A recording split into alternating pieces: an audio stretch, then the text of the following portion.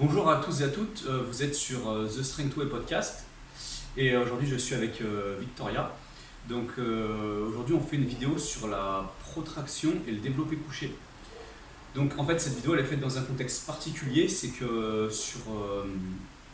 sur internet, sur les réseaux il y a des idées qui se perpétuent un peu dans la vie de tous les jours par rapport au développé couché et à la santé des épaules. En fait on entend souvent des gens parler de rétraction et d'abaissement des scapulas. Et donc aujourd'hui, on veut parler un peu de la fonction justement des scapulas et des épaules et de l'intérêt que peut avoir la protraction en fait dans le développé couché et dans la santé des épaules. Donc dans la première partie de la vidéo, Victoria va vous expliquer le fonctionnement des scapulas pour mettre du contexte et pour que vous puissiez mieux comprendre la suite en fait. Voilà. Donc l'omoplate, les omoplates, d'accord, moi je parlais d'omoplate. L'omoplate c'est un os qui est plat, qui est triangulaire et qui relie l'humérus, donc l'os du bras, et la clavicule qu'on a ici. C'est une zone où il y a énormément de passages de nœuds lymphatiques, de nerfs, de vaisseaux sanguins, donc c'est une zone qui est très innervée, où on peut souvent avoir des problèmes. Et surtout, c'est une zone où il y a énormément de muscles qui s'attachent dessus, donc parmi lesquels on a tous les muscles de la coiffe des rotateurs, on a aussi le deltoïde, donc voilà, petit rond, grand rond, les supraépineux, infraépineux, le sous-scapulaire. Donc c'est une zone où il y a énormément de muscles parce que la scapula, elle a un rôle principal qui est que c'est une zone d'insertion de muscles. Tous ces muscles ils permettent du mouvement, c'est-à-dire qu'à chaque mouvement de l'épaule, on a un mouvement de la scapula qui est impliqué. Donc on compte au total 6 mouvements pour la scapula. On a le mouvement d'élévation et d'abaissement, on a rétraction, protraction, et on a sonnette interne et sonnette externe. Donc c'est les 6 mouvements principaux de l'omoplate qui vont permettre du coup qu'on ait autant de mobilité au niveau de l'épaule. Il y a autre chose à savoir, c'est que la scapula, vu qu'elle relie l'humérus et la clavicule, c'est aussi une zone de coordination entre tous ces os qui doivent s'articuler lors des mouvements, et aussi c'est une zone de transfert. Donc toute la force qu'on va générer, elle va se transférer aussi un peu grâce à la scapula, du fait qu'il y ait tous les muscles qui s'insèrent dessus. L'autre chose à savoir, c'est que la scapula, elle ne s'articule pas directement avec le thorax, elle flotte en fait un petit peu, et c'est tous ces muscles qui lui permettent de rester plaqués en fait contre le thorax. Donc la scapula elle est un peu concave, elle est un peu creuse, et le thorax il est un peu convexe, donc il est plutôt bossu comme ça. Et en fait ça se plaque, mais grâce aux muscles, il n'y a pas de rattachement osseux ou tendineux. C'est vraiment tous les muscles qui s'insèrent dessus qui lui permettent de rester bien plaqué. Et on a besoin, pour que l'omoplate elle reste plaquée, d'avoir une neutralité au niveau de la cage thoracique. Donc c'est-à-dire qu'on cherche à aligner le plancher pelvien et le diaphragme, donc avoir cette neutralité du ribcage, de la cage thoracique, afin que l'omoplate elle puisse vraiment bien se plaquer sur la cage thoracique. Si elle n'est pas bien plaquée, on va avoir des soucis au niveau du mouvement. Donc pour résumer, l'omoplate elle sert de zone d'insertion, elle sert de zone d'attachement, donc du coup à tous ces muscles. Elle a un rôle stabilisateur énorme au niveau des mouvements, et du coup elle va nous être très utile lors du développé couché. Donc du coup maintenant que j'ai expliqué un petit peu en gros l'anatomie principale de l'omoplate sans trop rentrer dans les détails, on va voir que sur le développé couché, au niveau du positionnement des épaules, on a 2 écoles principales qui s'opposent, et c'est Claude du coup qui va vous expliquer tout ça. Donc en fait, moi récemment je prends toujours en référence les réseaux sociaux parce que je suis vachement inspiré par ce qui se passe dessus dans la communauté de la force. Et j'ai vu ces derniers mois, on va dire, 2 écoles s'opposer en fait. Donc, bon, il y a aussi un entre-deux à tout ça, il y a des gens qui sont entre les deux, mais on distingue vraiment 2 écoles qui s'opposent, avec ceux qui vont prôner qu'au développé couché, il faut insister à fond sur la rétraction et l'abaissement des omoplates ou des scapulas, comme Victoria l'a dit, c'est la même chose, hein. Et ceux qui vont prôner une certaine liberté de mouvement en fait, et qui vont mettre l'accent donc sur la phase excentrique du mouvement, sur l'abaissement et la rétraction plus ou moins naturelle des omoplates, et laisser une certaine protraction sur la phase concentrique. Donc on dit protraction, C'est pas aller faire ça, c'est que juste que l'omoplate va faire on laisse l'omoplate faire un léger mouvement et on cherche pas à garder à tout prix les omoplates serrées et abaissées. Donc, personnellement, des connaissances que j'ai de mon expérience actuelle, d'accord, parce qu'on n'a pas la vérité absolue, j'ai du mal à concevoir qu'il y ait qu'il y ait une vérité, en fait, surtout une vérité pour chaque athlète, parce qu'il y a différents profils de lifters avec différents leviers, différents points forts, points faibles et différentes positions sur le banc. Donc je pense qu'il y a une espèce d'entre-deux à tout ça et disons une position plus ou moins adaptée à chacun. Donc en fait, dans ces deux écoles qui s'opposent, comme j'en ai parlé, généralement l'argument maître qu'on retrouve dans la première école, qui est de rétracter et d'abaisser les omoplates, ça va être de créer un maximum de stabilité et un bon, comment on peut dire ça, un bon point d'ancrage en fait pour produire de la force. Et dans la deuxième école, on va dire, leur argument c'est que donc l'épaule est faite pour rétracter, protracter, s'abaisser, se rehausser et faire la sonnette interne et externe. Et donc pour eux c'est du non-sens en fait de ne pas laisser l'épaule bouger dans ce schéma-là et d'absolument chercher à garder une rétraction et un abaissement maximal durant tout le mouvement, d'accord? Donc là on va en venir au prochain point. Donc il faut garder. Donc moi j'ai pas on n'a pas un raisonnement où c'est tout ou rien, d'accord? Je situe entre ces deux choses-là, mais il faut garder un raisonnement. C'est qu'on pratique un sport extrême où les athlètes ont tendance à ponter déjà, et je reparlerai de ça après, mais où on a besoin d'un maximum de stabilité, d'accord? Donc ça ne veut pas dire que je me range dans la première case. Donc comme je disais, je ne me range pas dans une case ou dans une autre, et je ne pense pas qu'il y ait une vérité absolue, surtout vu les individualités qu'on peut retrouver entre deux athlètes, que ce soit de par leur levier ou leur technique. Maintenant, personnellement, je remarque une chose, et c'est que bon, la plupart des athlètes, je dis bien la plupart, font leur bench avec un niveau plus ou moins prononcé d'hyperextension et cherchent à avoir une hyperextension thoracique, d'accord? Et ce qu'on remarque en fait au niveau, déjà pour que les scapulas puissent bouger librement, c'est qu'il faut avoir la relation pelvis-ribcage qui soit neutre, que les scapulas puissent bien bouger, que ce soit dans toutes leurs fonctions, en protraction ou en rétraction, autour du ribcage. Et donc vous remarquerez que quand vous allez être en hyperextension, vous avez une moins bonne capacité à avoir une bonne protraction, comme pour si vous étiez en hyperflexion, en fait, vous avez une moins bonne capacité à aller rétracter vos omoplates. Donc, j'en viens au prochain point, c'est qu'on voit différents, en fait, en fonction de ça, on voit différents profils d'athlètes.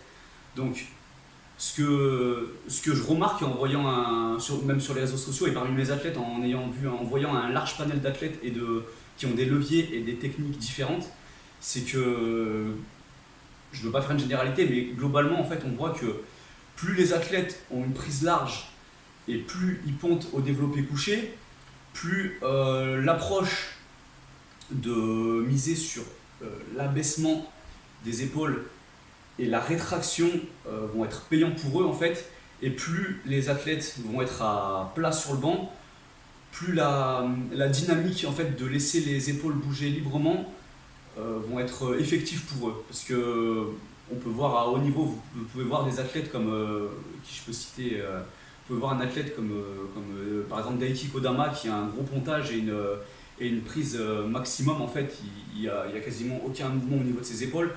Et vous avez des athlètes comme Jake Amendola par exemple, qui bench complètement à plat et qui laisse globalement ses épaules bouger assez librement en fait. Donc tout ça pour dire par rapport à tout ça en fait, et à l'épaule, de pas aller s'enfermer dans un schéma, parce qu'il n'y a pas forcément une vérité absolue. Ça va dépendre des points forts de la personne, de sa position au bench et de ses leviers également. Et il n'y a pas, pour moi non plus, il n'y a pas une position qui prévaut sur une autre parce que, après c'est personnel, mais on voit des athlètes qui sont extrêmement forts en étant à plat avec une prise assez resserrée, même si dans la théorie ils devraient être plus forts en pontant et en ayant une prise large. Un mec qui fait des records du monde à plat et en prise serrée, vous n'allez pas lui dire de ponter et de faire une prise large parce que ça va pas forcément lui réussir. Ça peut, mais peut-être que ça sera complètement contre-productif. Donc juste pour dire de ne pas s'enfermer en fait dans un schéma. Donc du coup, maintenant qu'on a vu les deux écoles de pensée qui s'opposaient par rapport au positionnement des épaules sur le développé couché, je vais rajouter quelques éléments et puis je vais aborder un petit peu en termes prophylactiques qu'est-ce qu'on peut faire par rapport à ça. Donc déjà, il faut comprendre que le développé couché, comme il est pratiqué par les athlètes de force en grande partie, il se réalise et il favorise un pattern d'extension, donc comme il a pu expliquer un petit peu Flo. Alors le problème, c'est pas comme les gens ils le pensent qu'on réalise trop d'exercices de poussée et que le développé couché crée des déséquilibres parce qu'on fait trop de poussée. Le problème, c'est plutôt qu'on fait de la poussée dans un pattern d'extension. Ce qui se passe, c'est que quand on est dans ce pattern d'extension, on perd la neutralité, comme on l'a expliqué tout à l'heure, et du coup, on n'a pas un positionnement optimal des omoplates. Ce qui se passe, c'est que c'est un peu comme si les bras étaient dissociés des omoplates, et du coup, on n'a pas cette stabilité maximale. Alors après, le pontage, c'est pas une mauvaise chose en soi. Comme on a expliqué, il y a deux techniques différentes. Ça peut être très utile aux athlètes qui le pratiquent bien et ça permet d'optimiser d'autres choses au niveau des leviers. Mais en termes purement biomécaniques, c'est pas ce qui est le plus optimal pour permettre aux omoplates de bouger correctement. Du coup, le problème, comme on vient de le voir, c'est pas tant le fait de faire de l'extension, mais c'est de faire de l'extension en permanence et à outrance, et donc de favoriser à chaque fois ce même schéma au détriment d'un autre. Et ce qui s'aggrave encore plus, c'est que les athlètes, en pensant bien faire, ils mettent en place des routines prophylactiques classiques qu'on voit, avec des rotateurs externes, des exercices de tirage, d'abaissement des épaules, de rétraction, donc voilà, tous les exercices de tirage qu'on voit, les exercices pour la coiffe des rotateurs, etc. Et c'est des exercices qui viennent encore alimenter ce pattern d'extension et les mêmes mouvements de l'omoplate, donc comme on vient de les citer, dépression des omoplates, rétraction, abaissement, donc la sonnette, ce pattern de sonnette interne un petit peu. Donc les athlètes pensent bien faire, ils pensent faire une routine qui les aide et qui leur permet d'éviter la blessure et de rééquilibrer un peu les exercices qu'ils font avec leur complice. Mais ce n'est pas du tout le cas, ils viennent encore et encore alimenter toujours les mêmes mouvements et donc à force on crée des usures et on crée un déséquilibre au final alors qu'à la base l'athlète pensait bien faire. Du coup, l'erreur majeure c'est d'oublier ce travail complémentaire pour l'omoplate et l'épaule de protraction et de sonnette externe. Le travail de protraction, il est très intéressant parce qu'il va permettre de créer un pattern de flexion, donc d'anti-extension, ce que les athlètes de force ont tendance à faire lorsqu'ils pontent, et que ce travail, ce pattern de flexion va permettre et va favoriser la mécanique expiratoire qui est souvent déficiente chez les athlètes de force. Ça, c'est le premier intérêt de la protraction. Le deuxième avantage de la protraction, c'est qu'il va permettre de plaquer les omoplates sur la cage thoracique, donc de retrouver la congruence qui est parfois perdue quand on fait du pontage. Et en résultat, on va avoir une activation des muscles stabilisateurs, ce qui donne à la fin une stabilité scapulaire maximale. Donc, en définitive, quelle que soit l'école qu'on va choisir, même si on choisit une école de développé couché où on va chercher à ponter, on ne va pas avoir ce mouvement libre des omoplates, rien ne nous empêche de pratiquer à côté, sur une petite routine prophylactique, ces exercices qui sont complémentaires et qui sont indispensables pour garder des épaules en santé, du coup du travail en sonnette externe et du travail de protraction. C'est une routine qu'on peut inclure donc quelle que soit l'école qu'on va favoriser et qui va être juste beaucoup plus important si jamais vous avez tendance à pratiquer le développé couché avec des épaules très figées dans le banc avec très peu de mouvement parce que vous allez être encore plus biaisé dans votre pattern d'extension. Donc du coup pour ça on va vous proposer deux exercices, on a juste choisi deux exercices pour pas trop vous emmêler les pinceaux, qu'on va vous montrer en vidéo, qui vont vous permettre de travailler justement sur ces patterns de mouvement qui sont souvent trop négligés par les athlètes. Et si jamais vous avez besoin d'autres conseils pour d'autres exercices, n'hésitez pas à nous solliciter et peut-être qu'on en publiera d'autres par la suite.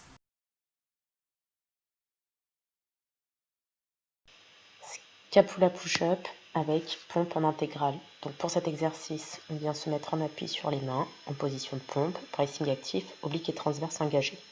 On vient faire une protraction d'omoplate en fin de mouvement. Donc on pousse dans les mains, on amène le chest au plafond.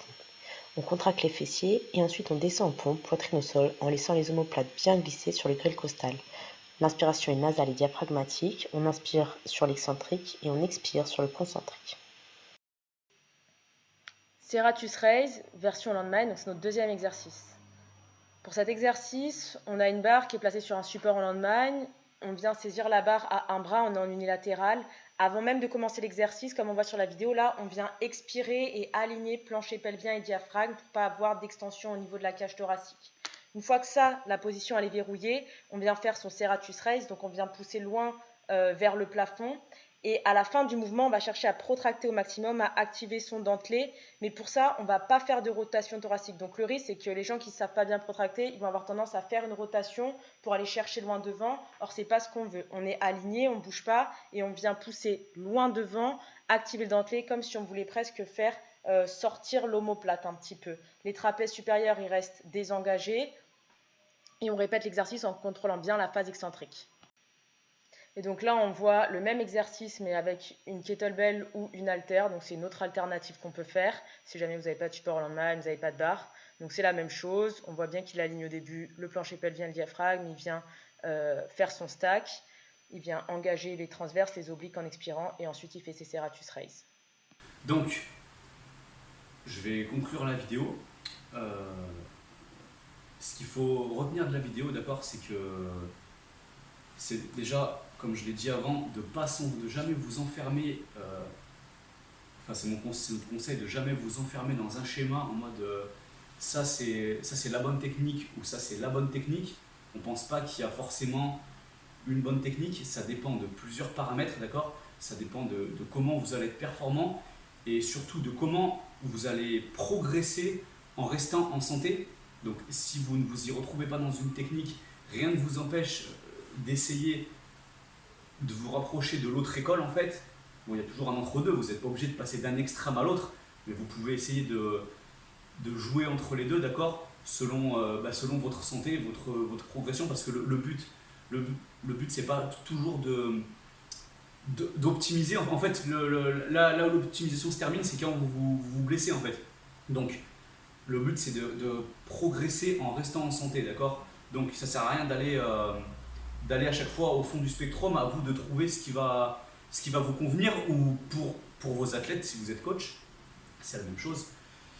Donc, en conclusion, ne vous enfermez pas dans un schéma et restez assez ouvert d'esprit pour pouvoir explorer tout ça, que ce soit pour vous ou pour vos athlètes. Et deuxième point de la conclusion, en fait, vous perdez rien à inclure du coup des exercices de protraction dans votre routine de prophylaxie, parce que bon, on ne vous dit pas que c'est pas bien de faire des tirages, des rotateurs externes ou des abaisseurs, ça dépend du contexte. Ça peut être de bons exercices de renforcement selon votre technique pour progresser sur votre développé couché, ça peut. Mais si vous êtes dans une optique 100% de prophylaxie, peu importe que vous soyez de l'école 1 ou de l'école 2, quoi qu'il en soit, vous favorisez toujours un pattern où vous avez beaucoup de rétraction et d'abaissement, parce que même dans l'école où on laisse les épaules bouger librement, il y a souvent quand même un minimum d'extension thoracique, d'accord. Le ribcage on voit rarement un bencher qui a le ribcage totalement aligné avec le pelvis, et la protraction reste assez minimale. Donc peu importe votre technique de bench, ça peut vous gagner de faire de la protraction. Et bon, les blessures et douleurs sont toujours multifactorielles et jamais forcément simples, mais si vous êtes dans un schéma d'ultra rétraction et abaissement et que vous avez des douleurs aux épaules, c'est peut-être une piste à explorer.